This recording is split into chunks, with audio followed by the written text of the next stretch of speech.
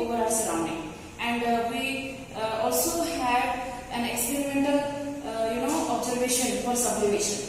Today I will tell you about the chemical changes, okay, the different types of chemical changes that is occurring in our day-to-day life. So let's discuss one by one.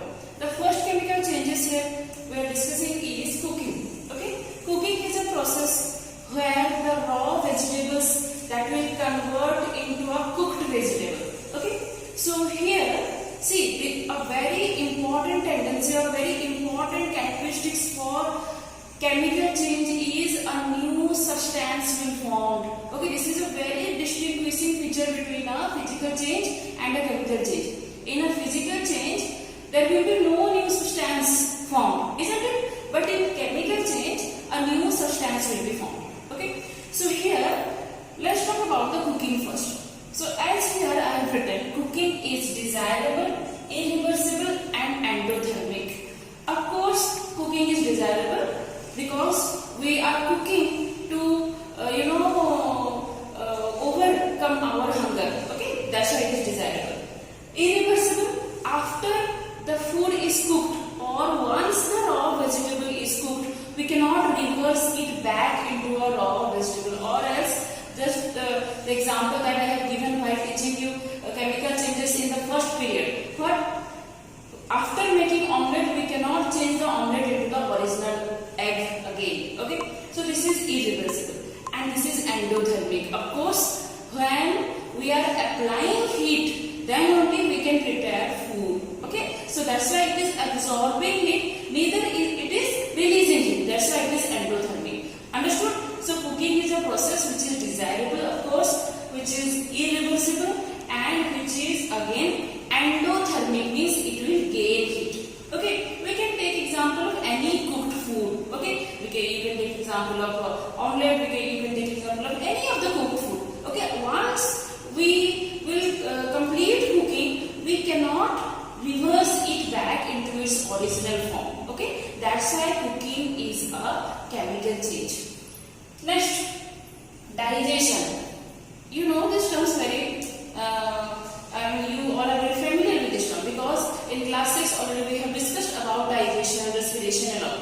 So what is digestion? Digestion is the process of conversion of the complex food material into simple food material. Okay, so if we will talk about digestion, digestion is desirable because when we are taking the complex food, that complex food needs to be broken inside our body, or else it will create a disorder inside our body. If that digested food will not be, that food will not be digested properly inside our body, then it will be a disorder for our body. Okay, we call it as indigestion. So digestion is of course a desirable change. Okay, it is irreversible. Once the food that we have taken entered into our stomach, and when it is broken, see, I said in your class 6 portion already we discussed digestion starts at our mouth. If you all remember, we will crunch the food. Okay, then we will engulf or we will swallow the food. We also call it as bowel movement. Okay, so once we have crunched the food, once that food will be thrown to the stomach, and again it cannot be converted into the original form of the food. Okay, can it be? No. So that's why it is irreversible. And it is endothermic because when our food is digesting, several enzymatic factor and also heat energy of our body will be utilized in the conversion of complex food to simple food. That is in the form of ATP. ATP is the energy particle. Okay, so while converting the complex food material to simple food material, ATP is utilized. Okay, that's why it is an endothermic process. Okay, so digestion is desirable, irreversible and also endothermic process because digestion cannot be reversed back. Once we have digested a food, we cannot return back that food. Okay, so that's why digestion is a chemical change. So here after digestion, directly I want to talk about respiration. Okay, because these two are related terms. So here, see, digestion is a process of conversion of simple food to complex food to simple food. But what about respiration? Respiration is food material that in the presence of oxygen it will release energy. The simple definition I am telling. I am not talking about the book's definition. What is the simple meaning of respiration? The food, the digested food particle in the presence of oxygen, it will release energy and carbon dioxide. Okay, this process we call it as respiration, if you have remembered. So what about respiration? It is desirable or undesirable? Of course it is desirable because it is useful for our body. Respiration never harms our body, digestion never harms our body. So both digestion and respiration are useful for our body. That's why it is desirable. Okay, this is also desirable and respiration is also desirable. What about reversible or irreversible? Of course it is reversible. Once the digested food will react with oxygen and it will release energy, that again cannot be converted back to the digested food again. Okay, that's why it is irreversible. Of course, digestion is also irreversible and respiration is also irreversible. Now come to the main topic, endothermic or exothermic. See, as I said, in digestion, it utilizes ATP. It utilizes our body energy to break the complex food into simple food. But what about in respiration? In respiration, when the digested food, or what we can write the equation for respiration, C6H12O6, okay, plus 6O2 gives rise to 6CO2 plus ATP. We have written or not? If you all have remembered.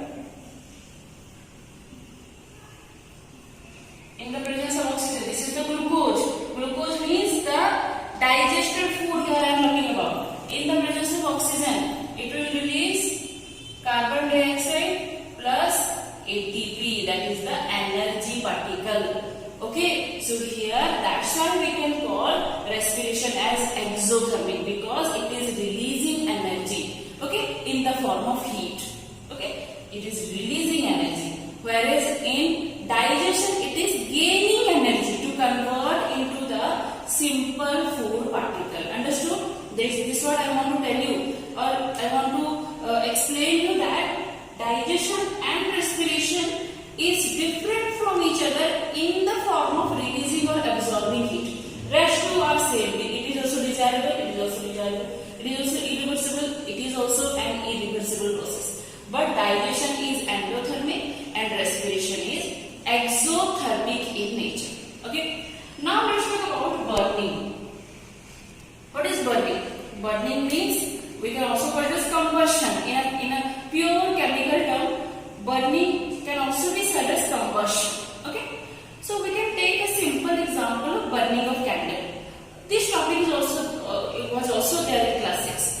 Burning of candle wick is a chemical change. Okay, because when it burns, it utilizes oxygen, but it releases carbon dioxide. Here the main important thing, remember, repeatedly I am saying, in chemical process, the substance that is used will be differ from the substance that is formed. This is a very important point for chemical change. Okay, whenever you are given a task to identify between physical change and chemical change, you can directly see whether the product formed is similar to that of the product utilized or not. In physical changes, if you talk the example of water to ice, as I said, the formula of water is also H2O and the formula of ice is also H2O, means there will be no change in their chemical composition. But here there will be change in their chemical composition. In this example I am saying. Okay. So here in burning or combustion, we can take an example of burning of candle wick. When it burns, it utilizes oxygen O2, but it releases carbon dioxide CO2. Okay, that's why the product formed is differ from the substance that is utilized. Okay, that's why burning is also a chemical change. What about this characteristics? Desirable. Burning is desirable. See, when we want to burn a candle, that is desirable. But while burning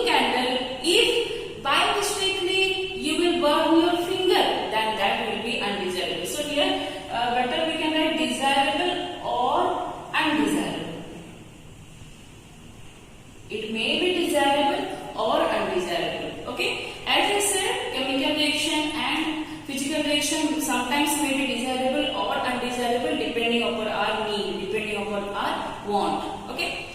So this burning is desirable as well as sometimes it is undesirable also. It is irreversible. Of course, once we will burn a wick, take an example of a candle before it burns and after it burns. Just absorb its wick. If you will absorb the wick of the candle, that then you can see after burning the wick, you cannot reverse it back. You cannot have the original wick again. Again, the composition of the wick will also be changed. Okay, the chemical composition will also be changed. Okay, that's why burning is a irreversible process. Exothermic, the same for irreversible. You can take it once. If you will burn your finger, then immediately can you reverse it back? No. But after some days you will heal your wound. But immediately you cannot reverse your burned finger into an original one. Okay. It is exothermic, of course. When we burn, it will release heat energy. That's why it is exothermic. It will not utilize energy, rather it will release energy. That's why burning is an example. We call it as desirable or undesirable, irreversible and exothermic, of course. Okay. Got it? So this is all about what? Cooking, digestion, burning and respiration. These all are the processes of what? Chemical changes. Curdling of milk. Whenever we want to make curd from milk, we have to add vinegar or lime juice to the milk that we want to form the curd. Okay. Then after adding vinegar to milk, several chemical changes occurs and that milk will be converted to curd. Okay, this is the process of curdling. So curdling can be desirable because we want to make curd from milk. Again, I am giving the same example. If unknowingly, if we forgot to keep that milk inside freeze, and if you want to drink that milk, but we can see that it is formed into a curd, that time it is undesirable. Okay, so when we want to make it curd, then that is desirable. It is of course irreversible. After making it curd, we cannot reverse back into milk. It is endothermic because when milk converts to curd, it will utilize energy. Okay, it will utilize some energy particle. Some chemical changes occurs inside. I am not writing the chemical equation, no need. Okay, so curdling is desirable. Sometimes it is undesirable. It is irreversible and endothermic in nature. Fermentation. Fermentation is a process where new substances are formed by the reaction of or by the utilization of microorganisms. Okay, some microorganisms will act and they will ferment it. We can take the example of preparation of bread. Okay, when we will prepare bread, okay, or if you will go to a bakery, what they are doing? Generally, they will take the flour and to that flour they will add water and they will add some baking soda or something like that to make it fluffy. That baking soda only contains the microorganisms. So that flour will be converted to dough. Okay, they will prepare a dough. Okay, as we will prepare a dough while making chapati.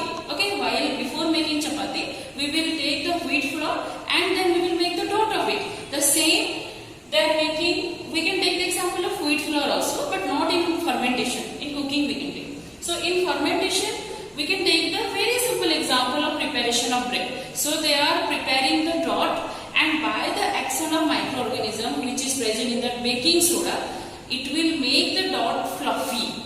Okay, that's why after the preparation of bread, the bread will be fluffy. It gives a fluffy appearance, or it gives a fluffy texture. Okay, so this is called fermentation.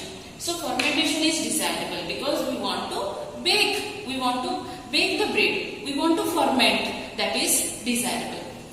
It is irreversible, of course. Why? Because once we will prepare bread, we cannot convert that bread back into the dough. The same example we can take for chapati. Once we will prepare chapati, we cannot reverse or we cannot return it back to the original wheat flour. Okay, so this is irreversible and it is endothermic, because when fermentation process takes place by the help of microorganism, they will utilize energy, neither they will release energy. Okay, so that's why fermentation is endothermic in nature. The last one is rusting. Rusting is a very simple process. Okay, we are very familiar with the rusting of iron. Okay, so of course rusting is undesirable, because we don't want an iron to be rusted, because if an iron will get rust, means it will damage soon. Okay, that's why rusting is an undesirable process. So when rusting takes place, when iron is exposed to the atmospheric moisture, or when iron will form iron oxide. Okay, if I will write the chemical, so we can write an equation for rusting. So if we will write the equation for iron oxide, we can write that when iron reacts with oxygen, it will form iron oxide. But here we have to balance it. Okay.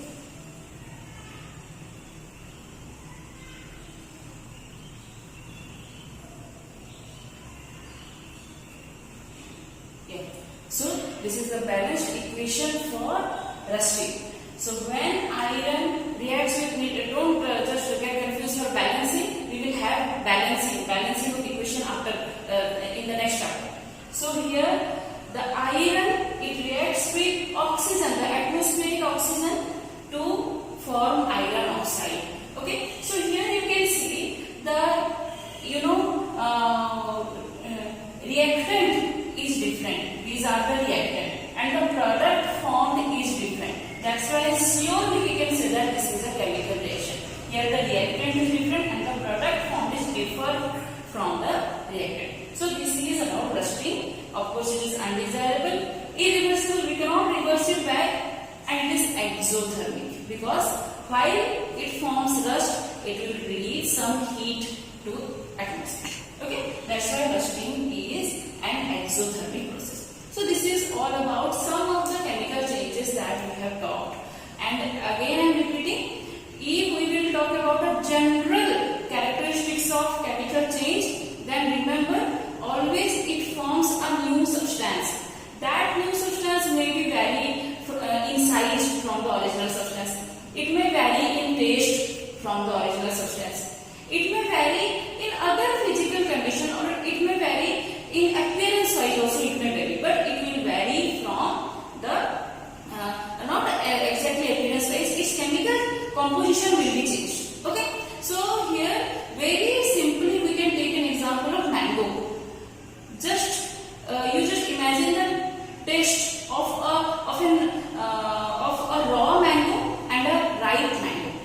When we will taste a raw mango, it will give a different taste, and when we will taste a ripe mango, it will give a different taste. The same you can take the example when you will taste a raw rice and a boiled rice. You will also find the difference. Means this is the difference of taste I am saying. So some chemical changes occurs. That's why it changes its taste. Okay. So this is all about what chemical changes. Again, one important thing.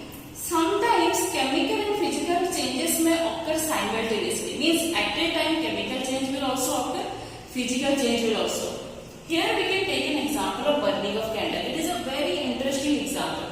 Here see, if we will talk about here, we will talk about the burning of candle. If the wick, when the wick is burning, it is a chemical change. But while burning, the wax is getting melted over here. This melting of wax is a what change? This melting of wax is a physical change, because that wax can again be remolded into a candle. Understood what I am saying? The burning of the candle wick is a chemical change, because it will utilize oxygen and it will release carbon dioxide and heat energy. This is the burning of wick is a chemical change. But while the burning of wick is taking place, simultaneously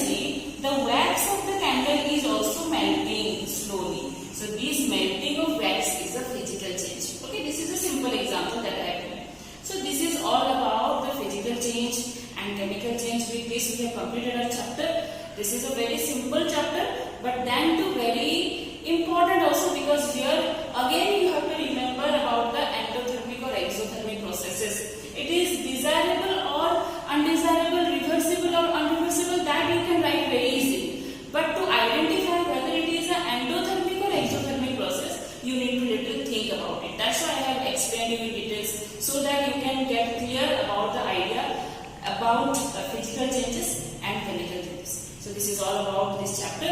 So the next chapter or the next topic we will start in our next class.